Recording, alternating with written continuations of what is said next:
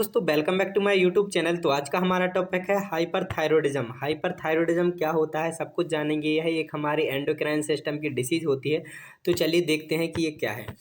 तो सबसे पहले हम इसकी डेफिनेशन को देख लेते हैं कि इसकी डेफिनेशन क्या होती है। तो देखिए, hyperthyroidism is a medical condition characterised by an overactive thyroid gland. तो क्या होते हैं, जो हमारी थायराइड ग्लैंड होती है वो अगर ओवर एक्टिवेट हो जाए, ओवर एक्टिव हो जाए तो होता क्या है, leading to excessive production of thyroid hormone. तो वो क्या करने लगती है, ओवर प्रोडक्शन करने लगती है, एक्सेसिव मात्रा प्रोडक्शन करने लगती है T3 एंड T4 हार्मोन का। मैं बता दूं, जो T3 एंड T4 हार्मोन है वो क्या करता है, हमारी बॉडी में मेटाबॉलिज्म का काम करता है। ठीक है, T3 and T4 hormone.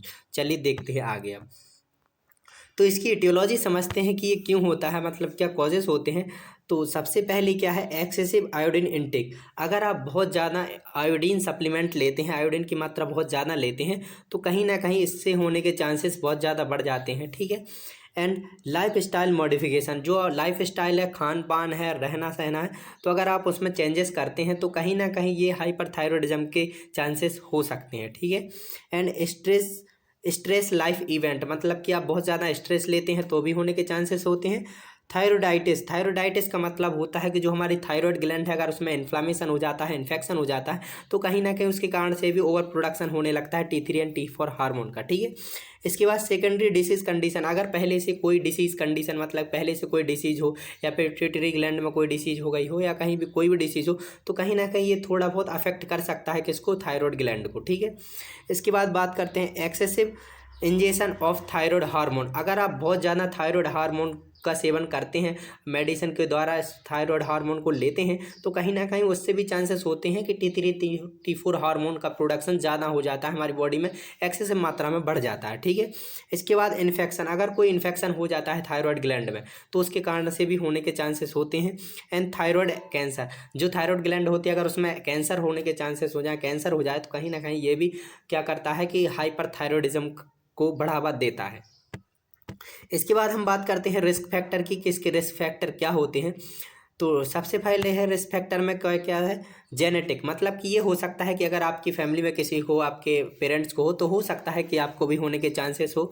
Environment factor में बोला जाए कि जो पॉल्यूशन है, एयर है, अगर वो ठीक नहीं है, ठीक है, बहुत ज़्यादा पॉल्यूशन है, तो कहीं ना कहीं ये अफेक्ट कर सकता है थायराइड ग्लैंड को। ठीक है। इसके बाद socio economic factor, socio economic factor में हम ये कह सकते हैं कि जो, मतलब कि आप न्यूट्रिशन प्रॉपर परचेस नहीं कर पा रहे हैं, आपकी जो बॉडी में प्रॉपर न्यूट्रिएंट्स नहीं ले पा रहे हैं, तो कहीं ना कहीं ये सोशियो इकोनॉमिक फैक्टर्स में आता है। ठीक है। इसके बाद का बात करते हैं स्मोकिंग। अगर व्यक्ति बहुत ज़्यादा स्मोकिंग करता है, ठीक है, तो कहीं ना कहीं ये चांसेस होते हैं कि हाइपरथायरॉयडिज्म हो जाए। ठीक है। इसके बाद हम समझते हैं पैथोफिजियोलॉजी की, इसकी पैथोफिजियोलॉजी क्या होती है, कैसे अफेक्ट करता है हमारी थायराइड ग्लैंड को। तो देखिए, ड्यू टू एटियोलॉजिकल फैक्टर, जो भी हमने एटियोलॉजी देखी उनमें से, जैसे कोई स्ट्रेस है या ट्रूमा हो गया हमारी किसको, थायराइड ग्लैंड को, तो उसके बाद होगा क्या कि active of the brain cell and release the some में केमिकल। तो क्या होता है, जो हमारी ब्रेन की जो सेल्स होती हैं वो क्या हो जाती हैं, एक्टिव हो जाती हैं। ठीक है। तो वो क्या करते हैं, रिलीज करने लगते हैं कुछ केमिकल्स को। ठीक है, केमिकल को। फिर होगा क्या कि the chemical stimulate the gland, जो केमिकल रिलीज हुए हैं हमारे ब्रेन से, वो क्या करेंगे कि थायराइड ग्लैंड को क्या करेंगे, स्टिमुलेट करने का काम करेंगे। अब जब थायराइड ग्लैंड स्टिमुलेट होगी तो होगा क्या, gland release excessive hormone T3 and T4। अब थायराइड ग्लैंड क्या होगी, स्टिमुलेट होगी, तो क्या करेगा, वो जो ग्लैंड होती है वो क्या करेगी, T3 एंड T4 हार्मोन का ओवर प्रोडक्शन करेगी, एक्सेसिव मात्रा में रिलीज करने लगेगी T3 एंड T4 हार्मोन को। ठीक है।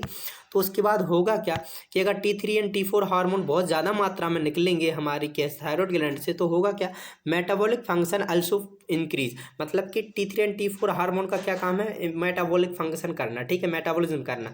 लेकिन अगर ज़्यादा मात्रा में होगा तो क्या होगा कि इंक्रीज हो जाएगा मेटाबॉलिज्म। ठीक है, ज़्यादा मात्रा में मेटाबॉलिज्म की क्रिया बढ़ जाएगी।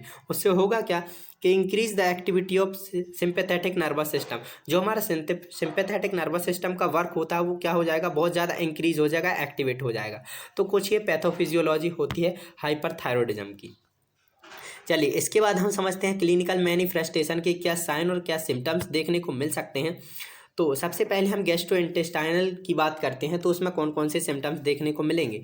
तो सबसे पहले हम बात करें इंक्रीज एपिटाइट एंड थर्ड, मतलब कि बहुत ज़्यादा भूख भी लगेगी और बहुत ज़्यादा प्यास भी लगेगी। ठीक है। इसके बाद डायरिया देखने को मिल सकता है, दस्त देखने को मिल सकते हैं। And splenomegaly. स्प्लीनोमेगाली होता है क्या है कि जो हमारा स्प्लीन है उसका इनलार्जमेंट हो जाता है। इसकी हम बात करते हैं कार्डियोवास्कुलर सिस्टम में। कार्डियोवास्कुलर सिस्टम में देखें तो डिसएरिथमियास। डिसएरिथमियास का मतलब होता है इर्रेगुलर हार्ट बीट, ठीक है। बाउंडिंग रैपिड पल्स रेट, मतलब कि पल्स रेट बहुत ज़्यादा बढ़ जाती है। सिस्टोलिक हाइपरटेंशन, जो सिस्टोलिक ब्लड प्रेशर है वो बहुत ज़्यादा इंक्रीज हो जाता है, ठीक है। इंक्रीज्ड हार्ट कार्डियक आउटपुट, जो हार्ट कार्डियक आउटपुट है वो भी क्या जाता है, बढ़ जाता है, मतलब कि जो हार्ट है वो ओवर एक्टिव करने लगता है, बहुत ज़्यादा मात्रा में बीट करने लगता है, ठीक है। इसके बाद हम बात करते हैं नर्वस सिस्टम में हमें कौन कौन से सिम्टम्स देखने को मिल सकते हैं। तो इंसोम्निया, इंसोम्निया का मतलब होता है स्लीप डिस्टर्बेंस, मतलब ठीक तरह से जो नींद आती है वो नींद ना लगना, ठीक है। रेस्टलेसनेस, रेस्टलेसनेस का मतलब एकदम से बेचैनी होना, बेचैनी टाइप की होना, ठीक है। इसके बाद बात करते हैं डिफ़िकल्टी इन फोकसिंग आई, ठीक है। डिफ़िकल्टी इन फोकसिंग आई का मतलब ये होता है कि मतलब कि एक तरह से फोकस ना कर पाना, किसी भी चीज़ पे आप अपनी आई से क्या कर पा रहे हैं, फोकस नहीं कर पा रहे हैं, ठीक है। इसके बाद पर्सनालिटी चेंजेस, जो आपकी पर्सनालिटी होती है उसमें भी बहुत ज़्यादा चेंजेस देखने को मिलते हैं। इसके बाद हम बात करते हैं इंटेग्यूमेंट्री सिस्टम में हमें कौन कौन से साइन और सिम्टम्स देखने को मिलेंगे। तो उसमें क्या होगा कि हेयर लॉस, जो हमारे हेयर होते हैं, बाल हो गए वो लॉस होंगे। थिन एंड ब्रिटल नेल्स, जो क्या होते हैं, नाखून होते हैं वो पतले हो जाएंगे और झड़ने लगेंगे, ठीक है। इसके बाद वार्म एंड मॉइस्ट स्किन है, सॉरी यहाँ पर क्या है, स्किन, मतलब कि जो स्किन होती है वो बहुत ज़्यादा गर्म होगी, मॉइस्ट होगी, ठीक है। उसके बाद हम बात करते हैं मस्कुलोस्केलेटल सिस्टम में कौन कौन से सिम्टम्स देखने को मिल सकते हैं। तो फर्स्ट सिम्टम्स की बात करें कि फर्स्ट कौन सा सिस्टम देखने को मिलता है, तो वो है सिम्टम्स मसल्स वीकनेस, जो हमारी मसल्स होती हैं वो वीकनेस आ जाती है, कमजोरी आने लगती है, ठीक है। ओस्टियोपोरोसिस, ओस्टियोपोरोसिस का मतलब ये होता है कि जो हमारी हड्डियाँ होती हैं वो क्या होने लगती हैं, कमज़ोर होने लगती है, ठीक है। प्रॉक्सिमल मसल्स वेस्टिंग, इसका भी मतलब होता है कि जो मसल्स हैं उनमें वीकनेस आने लगती है, ठीक है। इसके बाद अदर्स में हम देखें कि कौन कौन से सिम्टम्स हमें और अदर्स देखने को मिल सकते हैं। तो फर्स्ट है हमारा ग्वाइटर, ग्वाइटर की कंडीशन भी देखने को मिल सकती है, ठीक है, जिसे हम घेंगा रोग बोलते हैं। इसके बाद आईलिड रिट्रैक्शन, आईलिड रिट्रैक्शन का मतलब होता है जो हमारी पलकें होती हैं वो थोड़ा सा पीछे हटने लगती हैं, ठीक है।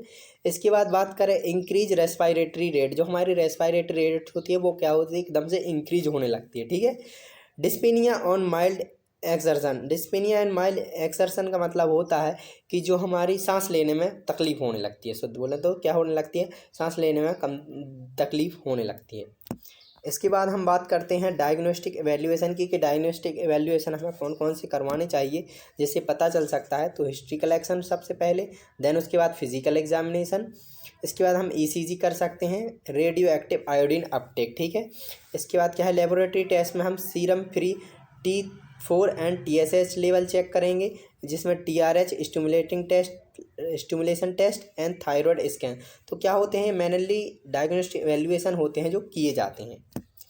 चलिए इसके बाद हम बात करते हैं मेडिकल मैनेजमेंट की। तो सबसे पहले कौन सी मेडिसिन दे सकते हैं, प्रोफाइल थियोरासिल, एंड इसके बाद सेकंड मेडिसिन है हमारी मीथियामाजोल, एंड थर्ड है बोलें तो रेडियो एक्टिव आयोडीन थेरेपी की जाती है, एंड न्यूट्रिशन थेरेपी भी प्रोवाइड कर सकते हैं। तो कुछ ये मेडिकल मैनेजमेंट हम कर सकते हैं। तो thank you for watching my video.